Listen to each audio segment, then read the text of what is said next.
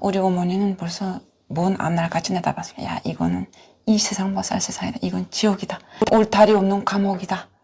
그러니까 너네는 어떻게 해서라도 이 세상을 벗어나라. 그냥 이런 얘기를 하셨거든요. 저희 어릴 때부터, 그러니까 한 16살 지나서부터는 그냥 그런 얘기를 하셨거든요. 너희 여기서 살면 안 돼. 일생 이렇게 험하게 살 수는 없으니까 갈 수 있으면 가야 돼. 어디로 가라는 말도 없고. 그냥 그죠. 이 땅을 벗어나야 된다.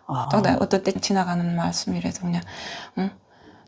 남조선이라고 하거든요. 그러니까 네. 남조선 가려면 갈 수 있으면 가야 돼. 이런 말도 하시고 그랬는데. 시청자 여러분 안녕하십니까, 안혜경입니다. 오늘도 제 채널에 새로운 분을 모셨는데요. 얼마 전 우리 예향씨와 인터뷰한 내용을 보면서 우리 시청자님들이 이모님을 한번 모셔달라라고 해서 제가 또 이렇게 이모님께 인터뷰 부탁을 드렸더니 또 이렇게 응해주셨습니다. 네, 안녕하세요. 작년 10월 23일 날 배를 타고 온 예향의 이모 안예숙입니다. 평양에서 살다가 지방에 딱 추방 맞죠? 서계민으로 추방. 추방이나 서계민이나 뭐 똑같죠? 추방이란 말을 못하니까 서계민이라고 하는 거예요. 그럼 이유는 뭐죠? 저희 어머니가 저 덕실한 신자셨거든요. 그러니까, 덕실한 신자. 네, 그래가지고 그냥 너무 열심히 충실하게 그걸 믿었는데 제기돼가지고 첫 커스에 걸려가지고 그 과정이 92년도에 그 일이 벌어져가지고 93년도에 발령 떨어져가지고 7월 8일 날 와. 그냥. 야, 그 다음에 김일성이 네. 죽었네. 야, 93년도면 내가 한참 북한 군에 있을 때인데 진짜 북한에서 이렇게 신자가 있긴 있었구나. 네. 그 스승님은 안 일제 때부터 그냥 묘양산 절에서 스님으로 계신 분이었는데 저희 어머니하고 인연이 닿아가지고 너무나도 좀 힘이 좀 센 분이라 거기 매혹돼서 저희 어머니가 제자가 돼서 거기서 힘을 받아가지고 거기서 많이 불공 드리고 새벽마다 기도도 드리고 또 다른 사람들의 운명 문제도 해결해주고 그렇게 하셨거든요, 저희 어머니가. 정말 다른 사람의 운명 문제라고 하니까 그러면 그 우리가 북한에서 보는 미신 맞죠? 네, 네. 제가 방송에서 늘 얘기하거든요. 우리가 북한에서 믿을 게 없었잖아요. 네, 그래요. 아무리 그 사회에서 뭐 자기들만 믿으면 뭐 사회주의 공산주의 해서 더 좋은 지상 낙원이 된다고 했는데 믿어도 답이 없으니까 우리가 믿을 수 있는 거는 미신을 믿었단 말이에요. 그래서 제가 한국에 와서도 좀 많이 다녔거든요. 일이 뭔가 해결이 안 되면 한국에서는 잘 안 맞더라고요. 그러세요? 내 방송에서도 그랬어요. 한국에선 점쟁이라 그러잖아요. 한국은 점을 잘 못 보는데 북한의 미신들은 진짜 신이 없어서 그런지 잘 본다고 힘이 엄청나게 대단하다고. 나는 북한에서 본 건 진짜 다 맞았어요. 그런 거 하시는 분이었구나. 저희 어머니는 시기보다도 먼 앞날의 일까지 쭉 본 것처럼 얘기를 하시거든요. 그다음에 이 사람 무슨 죽은 시어머니 혼이 붙었다 이럴 때는 어떻게 해서 이걸 애프리를 풀어준다 이렇게 좀 상대를 해본 분들은 그냥 야 유명한 분이다 이렇게 딱 전설처럼 전설 속에 있는 분이다 이렇게까지 이름이 있던 그런 저희 어머니가 그렇게까지 너무 힘이 좀 세거든요. 근데 문제는 북한에서는 오히려 중앙당 간부들이 그런 걸 더 잘 보잖아요. 그때 93년도 때는 너무 그 미신 막 이렇게 떠들고 시범 이렇게 이거 걸리게 되면 무조건 추방이다 뭐 그런 처벌이 가해졌으니까 어쩔 수 없이 그냥 그렇게. 근데 어머니 대단하다고 평양의 수도 한복판에서 그거를 했다라는 어머님의 이것도 대단하고 그래서 추방돼가지고 지방으로 내려오셨고. 저희 어머니 살아계실 때도 하루 30 밥 먹는 건 잊어먹어도 이 기도 꼭꼭 빠짐없이 해야 된다. 그러니까 그냥 가정생활보다는 아주 여기하고서. 앞에 초상화 놓고도 이걸 했어요? 평양에 있을 땐 두 칸. 그러니까 이쪽 방 가서. 초상화 있는 칸에서는 안 하고 옷방에다가 그냥 새벽마다 물 정화수 떠놓고 그냥 스승님한테서 넘겨받은 주문을 불공 드리면서 그냥. 그런 어머니를 어릴 때부터 보면서 조금 이상하다라는 생각은 안 해봤어요. 주체사상은 학교 가서 배웠는데. 어릴 때는 아직 그런 세계관이라는 게 아직 형성이 안 돼. 그냥, 뭐, 평양에서는 어릴 때부터 선물 받고 그냥 배려를 다 살았으니까 그래서 이렇게 사는 게 생활이다 생각했는데 점차 크면서 우리 어머니는 벌써 먼 앞날까지 내다봤어요. 이 세상 못 살 세상이다. 이건 지옥이다. 울타리 없는 감옥이다. 그러니까 노령은 어떻게 해서라도 이 세상을 벗어나라. 그냥 이런 얘기를 하셨거든요. 저희 어릴 때부터가 한 16살 지나서부터는 그냥 그런 얘기를 하셨거든요. 너희 여기서 살면 안 돼. 일생 이렇게 험하게 살 수는 없으니까 갈 수 있으면 가야 돼. 어디로 가라는 말도 없고. 그냥 그죠. 이 땅을 벗어나야 된다.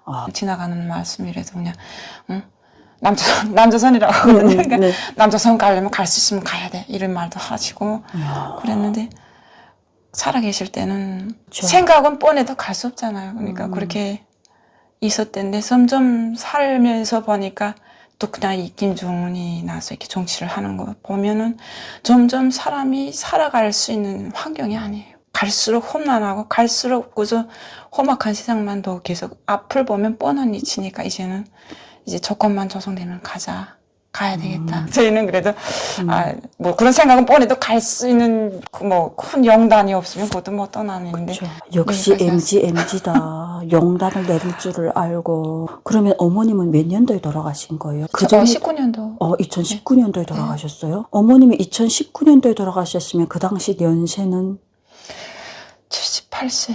78세. 네. 야, 대한민국에서는 78세. 한창 나이잖아요. 대한민국에 오니까. 정말로 오래 사시잖아요. 근데 북한에선 78세가 또 오래 사신 거고. 북한으로 그렇죠. 봤을 때는. 네. 조금만 결심을 빨리 했어도 할머니를 이 좋은 땅에서 마음 놓고 불공 들이면서 살 수 있는 그런 지상낙원을 해줬을 텐데. 그 조건이 이제처럼 배를 저희가 운영했고 배업을 시작해가지고 그 조건은 그렇게만이 되지. 그 우리가 살던 지대에서 뚜자면 너무나 힘든 거예요. 이제 너무 통제가 강하고 진짜 조건을 마련하기가 너무 힘든 상황이라 일반 사람들은 생각도 못하고 자기가 선주가 돼가지고 배를 경영을 하면서 그것도 조건을 마련해야 되는 가능한 일이지 전혀 힘든 일이거든요. 일반 사람들은 못하고. 이젠 탈북이 안 되는구나. 네, 전혀 못하고 좀 너무 힘든 일이거든요. 그렇게 소개돼가지고 지방에 와서 처음부터 시작을 해야 되잖아요. 엄마도 그렇고 이모도 그렇고 조카 하나를 위해서 그렇게 헌신했다는 게 정말 만만치 않거든요. 북한사에서. 지방에 내려오고 나니까 저희가 살던 지역이 좀 너무 초라한 지역이에요. 농촌이 거의 되다시피 했는데 저희는 노동자 가족으로 지금 추방민으로 해가지고 농장으로 들어가라는 걸 또 저희 아버지는 자식들 문제 때문에 어떻게 친척 이은주를 이어가지고 자식들만까지는 농장을 못 만든다. 어떻게 하나 해서라도 노동자로 이렇게 계급을 유지하면서 하자 하고서는 그렇게 사업을 해서 거기 떨어진 줄 거기서는 진짜 젊은 사람들이 직업을 잡을 만한 데가 없어요. 농촌 좀 부락인데다가 지방이니까 아무래도 자기가 원하는 대로 할 수가 없는 거예요. 나는 거기서도 시키는 일이나 하고 싶지 않고 그 젊은 시절도 나도 진짜 뭔가 하려고 하고 우리가 평양에서 살았으니까 무조건 수도 가서 살자 이런 야심에 다시 그 삶을 되찾고 싶어서 자기 명예라도 찾자 하고서 진짜 도전을 많이 했거든요. 근데 이 소예민이라는 그 딱지가 붙었으니까 그걸 홈으로 복귀가 힘들어요. 결혼은 부차다. 내 후대까지 이런 환경에서 내 과거를 되풀이하면서 살게 할 수는 없다고 생각하니까 이건 포기하자. 포기 어떻게 하나? 올라설 만큼 올라서 보자고. 개구리 양식도 해보고 또 다른 것도 해보고 진짜. 북한에서 개구리 양식도 했었어요? 개구리 양식을 제가 저희 언니하고 해가지고 또 중앙당 구수공업 뽑고 모자를 써가지고 어떻게 평양에 있는 건덕지를 잡아 꾸려다 놓고 그다음에 그 체육성 또 회사 중국에 지사가 있는 그 회사 사장 꾸려다 놓고 자 이렇게 해가지고 개구리 양식 얼마든지 해서 우리가 좀 수입을 좀 많이 얻어가 예향이라도 평양에 올려 보내자. 그게 우리가 성공한 목표다 하고 조선체육대학에 또 붙여가지고 이 인맥을 다 이렇게 해가지고 또 얘가 또 야심이 많아요. 남한테 지지 않겠다는 그 기질이 너무나도 빵하게 넘쳐가지고 선생님들도 보고 그러더라고요. 야는 할 수 있겠다. 눈만 보면 할 수 있겠다. 받아주겠다 해가지고 다 해서 한쪽으로 체육대학에 붙이고 개구리 양식 해가지고 이제 한두 해만 엎어가지고 돈 수입만 생기게 되면 평양시 고좀 쉽게 시킬 수 있겠구나 이렇게 생각해가지고 하던 노릇이 대북제재 뭐 그다음에 중국이 차단되고 나니까 개구리 팔러 가면 맺겠지 하고 안 됐거든요 저는. 기름개구리 아직도 북한에서 하는구나. 네네. 그 기름개구리 해가지고 유를 파는 거. 네네. 그 기름개구리 다 어떻게 했어요? 어디로 보냈어요? 가네는 들판에 놔줬어요? 그러면 그렇게 됐죠. 야, 난 진짜 평양 살던 사람들은 지방에서 살면 그렇게 지옥 같은가 봐요. 우리는 모르겠어요. 태어날 때부터 지방에서 살아가지고. 우리는 해마다 평양 갔거든요. 출장연예인 증명서도 떼기가 힘들어요. 승인번호가 떨어져야만 그쵸. 힘든데 그것도 어떻게 해가지고선 무조건 평양에 사는 수순을 쭉 가서 보게 되면은 물론 이게 한국은 너 말 알자 대비할 수도 없는 조건이지만 그래도 북한에서 상대적으로 차이를 놓고 보게 되면 평양시 수준이라는 게 그때 상황에서는 정말 높았거든요. 우리가 지방에서 정말 괜히 사는구나. 언니 어떻게 하나? 우리가 못하면 예향이라도 원래 세워주자. 근데 난 진짜 이모님이 대단한 게, 결혼도 안 하고 조카를 위해서 이 젊음을 다 바쳤잖아. 그렇게까지는 나는 뭐 생각은 안 해봤는데. 예향이 엄마는 제 딸이니까 어쩔 수 없이 그렇다 해도 이모님은 진짜 내가 이 조카 하나를 위해서 살아야 되겠다라는. 조카도 소중하지만 그 뒤에 언니가 있잖아요.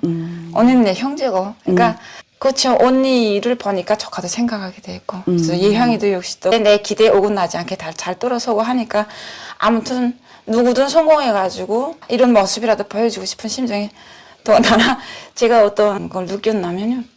평양에 올라가자니까 아무래도 안 되겠다. 거기 있는 군간 생활에도 해야 되겠다 생각하고 거기 또 어머니 그 친지분이 있어요. 그래가지고 아까 언니가 10일 훈련소고 소대장을 좀 소개해줬는데 아무튼 일이 안 됐어요.